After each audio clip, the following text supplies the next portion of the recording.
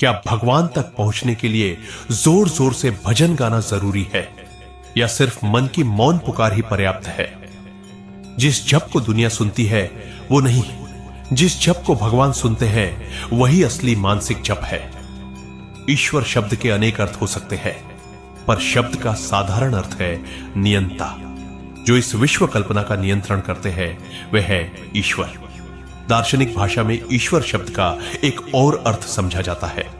सब बंधनों से मुक्त पुरुष को दार्शनिक भाषा में ईश्वर कहा जाता है। छोटा मोटा दार्शनिक मतभेद चाहे जो भी हो, पर साधक की दृष्टि से ईश्वर सगुण ब्रह्म या भगवान को छोड़कर कुछ भी नहीं है। प्रणिधान शब्द का अर्थ है अच्छी तरह समझना या किसी को अपने आश्रय के रूप में अपनाना। इस तरह ईश्वर प्रणिधान का अर्थ हुआ ईश्वर भाव में अपने को स्थित करना, यानी ईश्वर को जीवन के एकमात्र आदर्श के रूप में ग्रहण करना। इसीलिए ईश्वर प्रणिधान पूरा भावाश्रयी है, पूर्णतया एक मानसिक चेष्टा है। इसमें गला फाड़ फाड़ कर चिल्लाकर लोगों की भीड़ जमा करने का या झाल मृदंग बजाकर भक्ति दिखाने की आवश्यकता ही नहीं है। तुम्हारे ईश्वर बधिर नहीं है, तुम अपने मन की भाषा उसे चिल्लाकर मत सुनाओ। ईश्वरीय भाव लेने के लिए पहले मन को जागतिक प्रपंच से हटाना होगा, तब अपने क्षुद्र अहम भाव छोटे मैपन से मन को हटाना होगा। उसके बाद बिंदुभूत मन के सामने उस विराट का भाव लेकर अपने संस्कार के अनुरूप मंत्र में उसका भाव लेना होगा। वह है सहज सत्ता, इसीलिए केवल भाव में ही उन्हें पाया जा सकता है और कहीं नहीं। ऊंचे स्वर से पुकारकर उनकी दृष्टि अपनी ओर खींचने की चेष्टा करना एकदम बेकार है।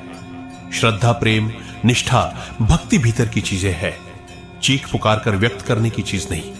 इसलिए वाचनिक जप अर्थहीन है। आंतरिक भाव का आनंद जब मुख खोलकर व्यक्त करने की इच्छा जग जाती है, वहां ब्रह्म संबंधी तथ्य सरल भाषा में श्लोकों या गान के रूप में व्यक्त किया जा सकता है। जहां अस्फुट स्वर से होठों में ही मंत्र उच्चरित होते हैं, वहां उपांशु जप कहा जाता है। यद्यपि यह जप वाचनिक जप से अच्छा है, परंतु आदर्श जप कहलाने योग्य नहीं। ईश्वर प्रणिधान में मानसिक जप ही श्रेष्ठ है। जिसका भाव मन लेता है, उस भाव का उच्चारण भी मन ही करेगा। मन ही उस भाव की बात सुनेगा। भगवान को आवाज नहीं, आपके मन का भाव सुनाई देता है। अगर आप भी मानते हैं कि सच्ची भक्ति भीतर से होती है, तो जय श्री राम जरूर लिखें। वीडियो पसंद आए तो लाइक, शेयर और चैनल को सब्सक्राइब करें। धन्यवाद। जय श्री सनातन धर्म।